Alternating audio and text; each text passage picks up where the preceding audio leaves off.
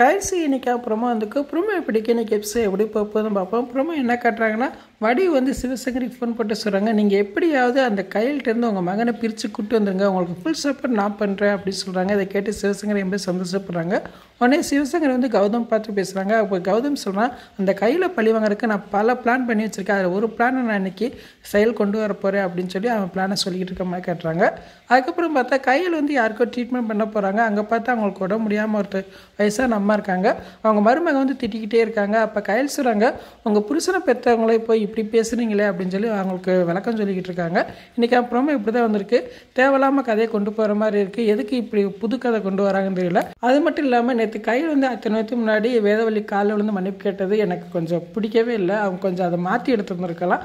அப்படியே எடுத்திருந்தாலும் வேதவள்ளி மனசு மாதிரி இருந்தால் கூட கொஞ்சம் நல்லா இருந்திருக்கும். வேதவள்ளி இன்னும் மனசு மாறுற மாதிரியும் காட்டலை. யாரெல்லாம் நேற்று காலில் மன்னிப்பு கேட்டது பிடிக்கலன்னு நினைக்கிறீங்களோ அவங்களாம் நம்ம வீடியோக்கு லைக் கொடுங்க. நாளைக்கு வீடியோ எப்படி இருக்கும் பார்த்து பேசுவோம். பாய்.